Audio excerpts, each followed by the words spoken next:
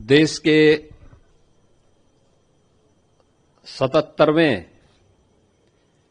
गणतंत्र दिवस के अवसर पर मैं उत्तर प्रदेश के सभी नागरिकों को हृदय से बधाई देता हूं।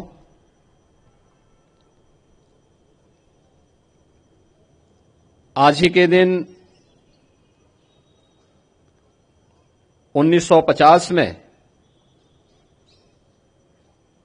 भारत का संविधान लागू हुआ था। 76 वर्ष की इस यात्रा में अनेक उतार चढ़ाव हमारे इस संविधान ने देखे हैं, लेकिन इस सब के बावजूद एक भारत श्रेष्ठ भारत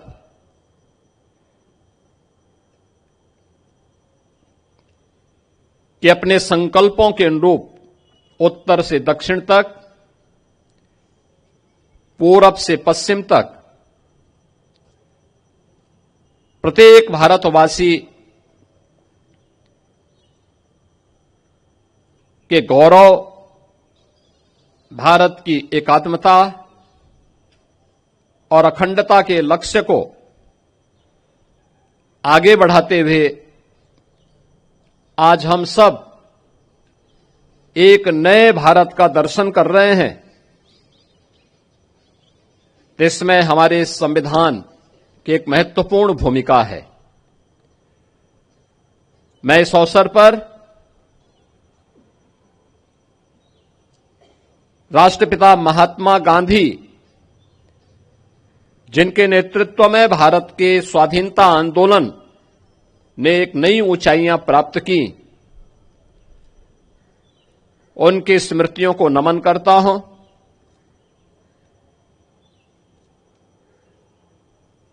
भारत के संविधान के सभा के अध्यक्ष, गणतंत्र भारत के प्रथम राष्ट्रपति डॉक्टर राजेंद्र प्रसाद जी, भारत के संविधान के शिल्पी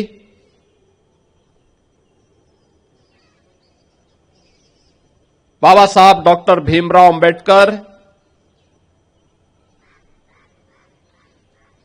वर्तमान भारत के शिल्पकार लौह पुरुष सरदार वल्लभ भाई पटेल, क्रांतिकारियों के सिरमौर नेताजी सुभाष चंद्र बोस समेत भारत माता के उन महान सपूतों को,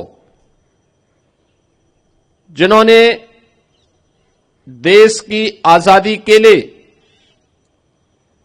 अपना सर्वस्व न्यौछावर किया, इस आंदोलन में बढ़ चढ़ करके भाग लेकर के देश की आजादी को सुनिश्चित किया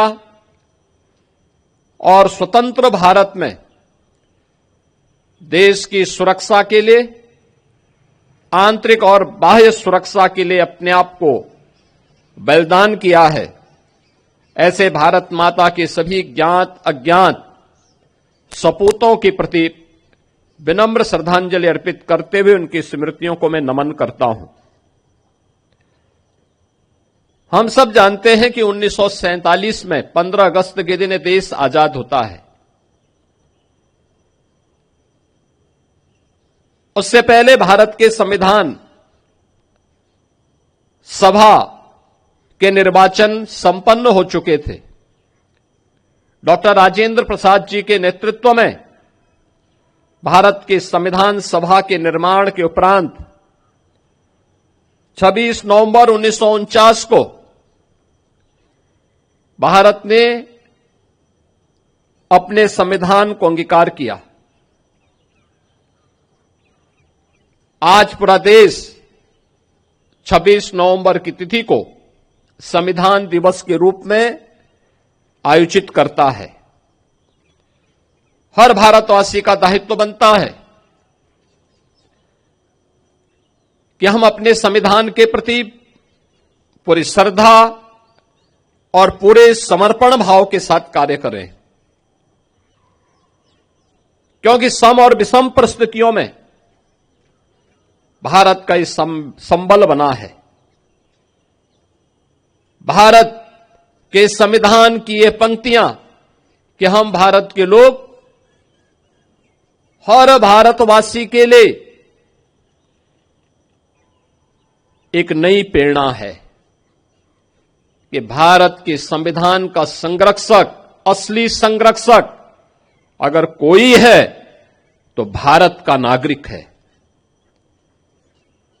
उस भारत के नागरिक के प्रति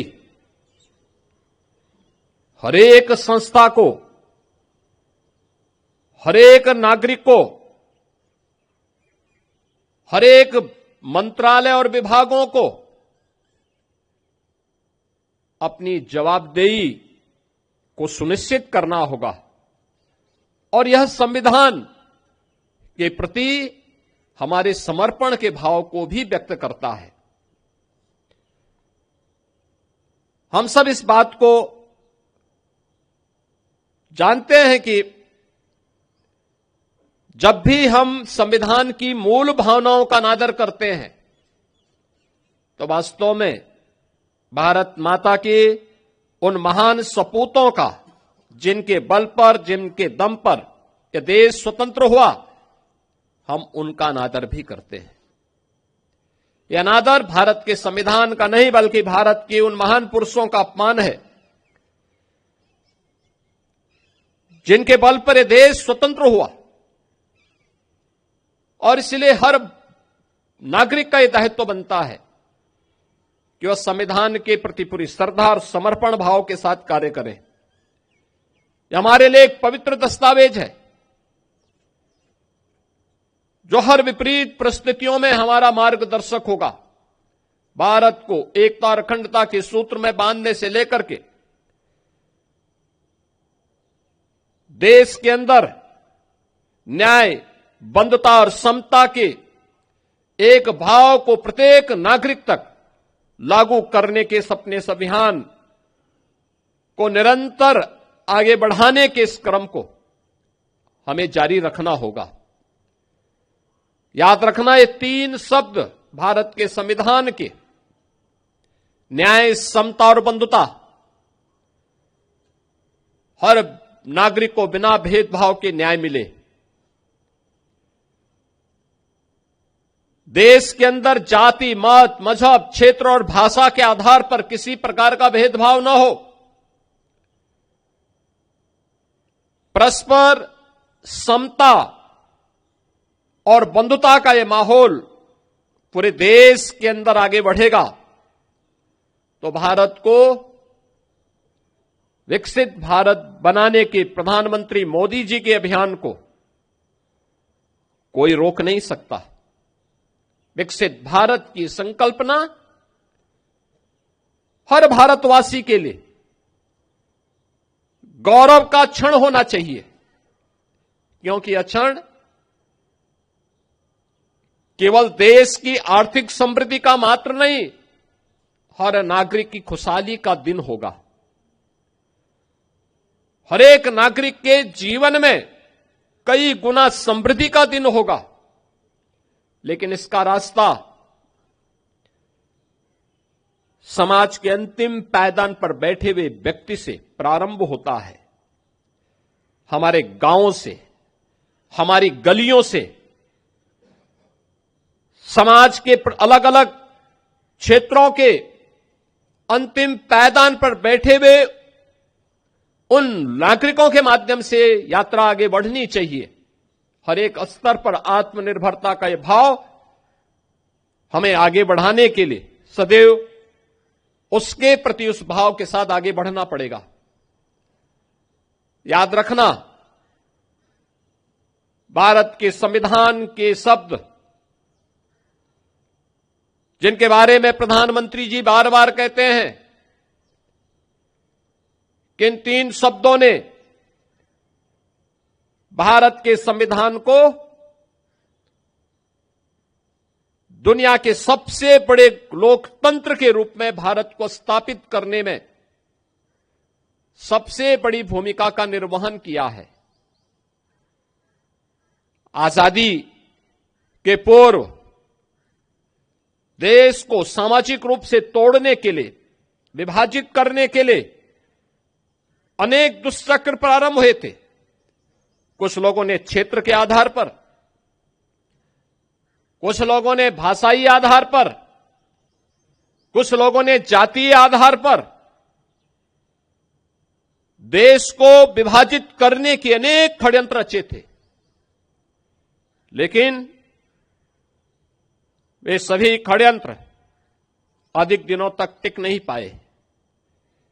जब भी संविधान के मूल भाव को कमजोर करने की साजिश होती है तो आप इस बात को देखते होंगे कि कहीं न कहीं से इस सुगबुगाहट भी शुरू हो जाती है, जो सुगबुगाहट वर्तमान में उन भावों को कमजोर करता है जो न्याय के सिद्धांतों के विपरीत हो।